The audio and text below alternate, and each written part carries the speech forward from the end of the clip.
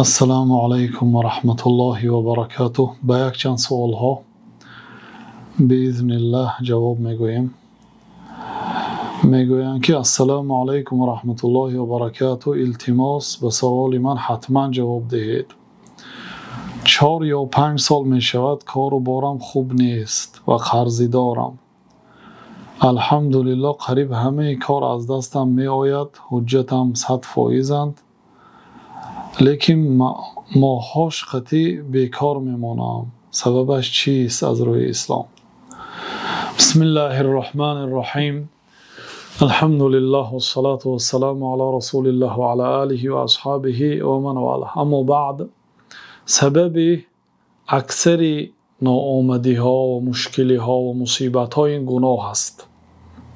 الله تعالی میگوید که هر مصیبتی که به سر شما رسید به سبب گناهی که از دست شما اجرا شده است.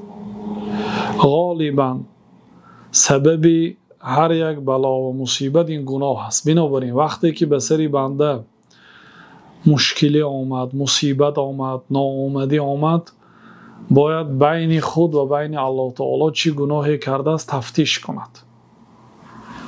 کدام عمل را اجرا کردم که غضب الله سبحانه و تعالی را آورد؟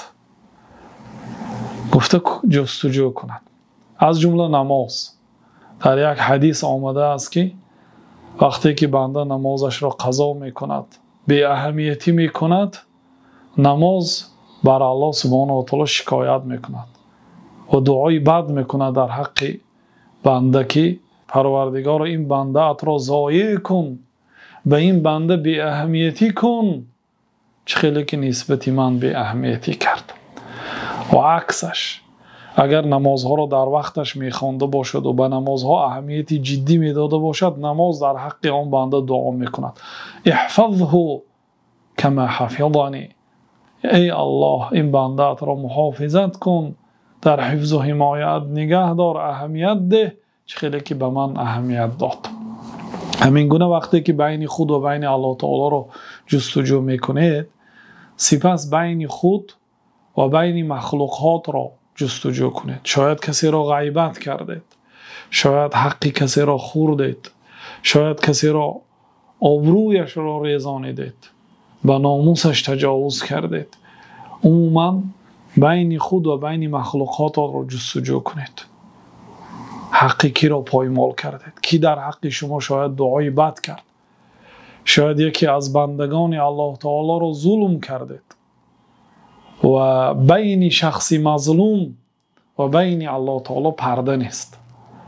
لیکن اگر انسان واقعا بین خود و بین الله تعالی مشکلی نداشته باشد، یعنی جستجو کند و یگان گناه نکرده باشد، یگان فرض را ضایع نکرده باشد، حق بندگان الله تعالی را هم ضایع نکرده باشد، در این صورت وقتی که به سرتان مشکلی آمد، ناآمدی آمد، به این صبر کنید. الله تعالی شما را امتحان دارد و یکی از سبب‌های رهایی از این مشکلی استغفار و توبه. برای آنکه نمیدانید شاید غضب الله تعالی را آوردید، فرض از فرض‌هایش را ترک کردید یا حرام کرده او را اجرا کردید، یا اینکه حقوق بندگان الله تعالی را پایمال کردید. بنابراین استغفار زیاد و توبه بر گناه میکنید. بعد روی به الله تعالی میبیارید، نماز میخوانید، 2 رکعت نمازی مثلا توبه از جمیع گناه ها، 2 رکعت نمازی طلب حاجت، 2 رکعت نماز برای آسان شدن مشکلیتان، یا اینکه 2 رکعت نماز الهیده برای یافتن جای کار خوب. مثلا برای هر یک عمل الهیده نماز میخوانید. الله تعالی واستعینوا بالصبر والصلاه، شما با صبر و با نماز از الله تعالی یاری طلبید. گفت این چنین بانی که کردن به پدر و مادر، با رفت آمد با خویشاوندان و خیستن به نماز تهجد، که آن وقت الله تعالی میگوید که کی دعا میکند من دعایش را قبول میکنم، کی از من چیزی میپرسد من چیزی پرسیده‌اش را میدهم، و کی به گناهایش توبه و استغفار میپرسد من گناههای او را میبخشم. یعنی این حالت ها را غنیمت میدانید و از الله سبحانه و تعالی بسیار طلب میکنید. و دعا واقعا علاج همه دردها است. بازگشت به سوی الله سبحانه و تعالی کنید. در همین قدر به سوال شما کفایتی میکنیم، ولی علاج ناآمدی زیاد است، شاید انشاءالله در دیگر صحبت ها باز بیان کنیم. والله اعلم. السلام علیکم و رحمت الله. التماس جواب گویید آیا در طبق یا کاسه شکستگی خوردن درست است؟ و علیکم السلام و رحمت الله و برکاته. در کاسه یا طبقی که شکستگی است خوردن نادرست است، مکروه است. جناب رسول الله صلی الله علیه و سلم از این عمل منع کردند. میگویند سلام علیکم و رحمت الله. در جای مسجد کهنه خانه یا مهمانخانه داختن اجازت است؟ استاد میفهماندید ضرور است. در جای مسجد خانه و مهمانخانه آن طرف مدرسه اسلامی ساختن هم اجازت نیست. مسجد تا روز قیامت باید مسجد بماند. حتی علما رحمت الله علیهم در کتاب ها ذکر کردند که فرضاً اگر به یک دیه بیماری وبای فراگیر آمد، مردم را مجبور شدن از آن دیه کوچانیدن به دیگر جا، آن خانه ها را ویران کردند و آن زمین ها را زمین های مثلا زراعت و کشتزار کردند، برای آنکه طبیب ها به همین خلاصه آمدند که در این دیه در این منطقه زیستن برای مردم ضرر دارد، گفته حکم برآوردند. مثلا در این حالت مردم را از آنجا به دیگر محله به دیگر دیار میکوچانند و خانه های آنها را ویران کرده مبدل به زراعتگاه و کشتزار میگردانند. اما مسجد باید تا روز قیامت مسجد بماند. مسجد را مغازه کردن، مهمانخانه کردن. حال بسیار مردم در زمان شوروی مسجدها را به خانه های خود در آوردند. شما اگر ندر آورده باشید باباهاتون در آوردگی هست، پدرهاتون در آوردگی هست. اگر خواهید که به پدر و بابایتون نیکی کنید که آنها در قبرش صحت خواب رود و گناه آنها بخشیده شود، جای مسجد را به مسجد دهید. خانه هایی که عمارت کردید، جای هایی که ساختید آنها را ویران کنید و حق مسجد را به مسجد گذارید. اگر ویران کرده باشید مسجد را، ما بسیار آدم ها را میدانیم که بعد اینکه در زمان شوروی که مسجد قدر و قیمت نداشت، مسجدها را مغازه کردند، مسجدها را مثلا سکلات کردند و تا امروز بعضی مسجدها همین گونه باقی ماندگی است. مسجد باید تا روز قیامت مسجد بماند. بنابراین به گناههای خود توبه کنید. جایی که غصب کردید، حق مسجد را گرفتید، به مسجد سپارید و بر کفاره گناهش میتوانید مسجد عمارت کنید، لیکن هیچگاه مسجد را خانه نکنید. مسجد را اگر خریده باشید هم باید به مسجد گذارید، مسجد سازید. امروز اگر نتانید در قرارت قلبتان نیت کنید که انا همین جاها برای مسجد است و برای فرزنداتان نظر کنید. یک روزی که تینجی آمد، یک روزی که باز امکانیت شد اینجا مسجد می شود گفته، اعلام کنید. اگر امروز امکانیت مسجد ساختن نداشته باشید، لیکن خوب بدانید که هیچگاه مسجد را چه خیلی که در بالا گفتیم حتی به مدرسه اسلامی تغییر دادن اجازت نیست. مسجد تا روز قیامت باید مسجد بماند. اگرچه در همین منطقه مردم نباشند هم باید مسجد بایستد. راهگذر است، دیگر هست، این مسجد همین خیلی باید باقی بماند. خلاصه مسجد باید تا روز قیامت مسجد بماند، هیچگاه آن را به دیگر چیز تغییر دادن ممکن نیست. الله تعالی اعلم. میگویند سلام علیکم، نماز جمعه نرفتن آدم گناهکار می شود؟ بله، اگر کسی به نماز جمعه برایش فرض باشد و به نماز جمعه نرود گناهکار می شود. ترک فرض است.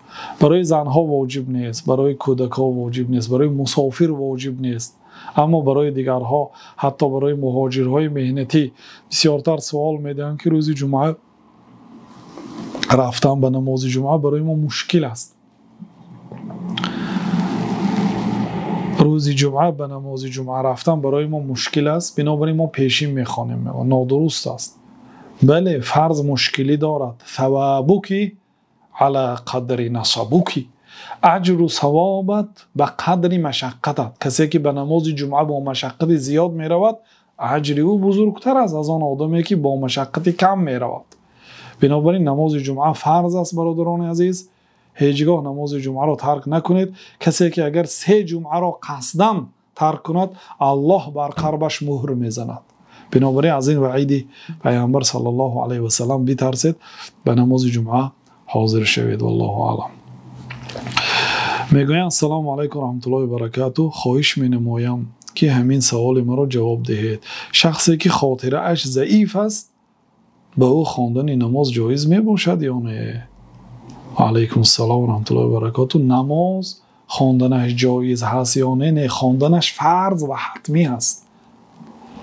شخصی که تمام اعضاهای بدنش کار نمیکند، طهارت کرده نمیتواند، نماز از او ساقط نمیشود. نماز فقط از زن حایضه، از زن نفسا ساقط میشه. در وقت جنگ الله تعالی نماز را ساقط نکرد.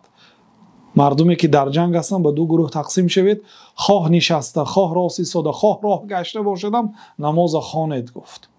خواه به پهلو باشدم نماز هیچگاه ساقط نمیشد. اما اون آدمی که خاطرش ضعیف است، مثلا نماز خوانده نمیتواند، میتواند این آدم به یاری دیگر کس نماز خواند. علل خصوص اگر مرد باشد در نماز جماعت به امام اقتدا میکند، هر کاری که امام کرد از قفای امام اجرا میکند. یا اینکه مثلا در ورقهای کلان کلان می نویسد، اگر حفظ کرده نتواند از کار نماز را و مثلا سوره های قرآن را یا التحیات را، هر چیزی که نمیداند میتواند به یک کاغذ کلان نویسد و در روبروش ماند و از روی آن بخواند. نماز هیچگاه ساقط نمیشد برادر عزیز، نه به آن شخصی که خاطره ضعیف دارد، مگر آن شخصی که عقل ندارد، بی عقل است، نماز از او ساقط است. الله اعلم. حضرت سلام علیکم، الله برکت دهد شما را. میگویند یک شناسم در وقت دختردار شده گفته که همین دخترم را به یک صغیره بی پدر و بی مادر با لباسهای تنش میتیم. حاضر 19 ساله شده از دخترش، چی باید کرد؟ نمییابد بی پدر و بی مادر. خلاصه این آدم وقتی که دختردار میشد نظر کرده است که دخترم را به یک پسر خانه‌دار میکنم که نه پدر دارد نه مادر. این نظر مستحب است، به این نظر وفا کردن شرط نیست، لیکن کفاره نظر را دهد، یعنی به 10 مسکین سر و لباس خریده دهد، سر و لباسی که نماز خوانده شود، یا اینکه به 10 مسکین طعام دهد، طعامی که یک مراتبه سیر میشد، به 10 مسکین طعام خریده دهد، یا اینکه 3 روز روزه داشته میدهد. اگر این دو بالایی را نتونست غلام آزاد کردن کنه میتواند سر و لباس خریده میدهد، یا اینکه طعام میدهد، یا اینکه در صورت این کارها را نتونستن 3 روز روزه داشته میدهد برای نذری کردگیش و وفا نکردن به نظر. بعد به هر یک شخص صالح خانه‌دار کردن. اگر یک فرزندی باشد که پدر ندارد مادر ندارد، لیکن یک فرزندی بی توفیق است، بی ایمان است، بی نماز است، هیچگاه دختر خود را ضایع نکنه در دست او برای دادن. پیامبر صلی الله علیه و سلم گفتند که اگر به نزد شما، به نزد دخترتان یا مرد آید که دین او را راضی هستید و خلق او را راضی هستید، فزوجوه، دختر خود را خانه‌دار کنید. یعنی این 2 شرط باید باشد: دیندار باشد، صاحب خلق باشد، دین داشته باشد. دین او را از ظلم کردن منع میکنه. رفت و اگر ظلم کند هم یک روز توبه میکند، پشیمان میشود و صاحب خلق نیک باشد.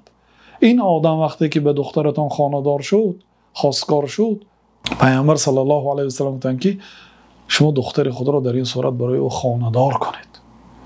یعنی مسئله دین و مسئله خلق بالاتر از همه چیز می‌ایستد. بنابراین به نظری که کردید کفاره دهید و دختر خود را با یگان شخص دیندار خانه دار کنید. والله اعلم. و صلی الله و سلم علی نبینا محمد و علی آله و صحبه اجمعین.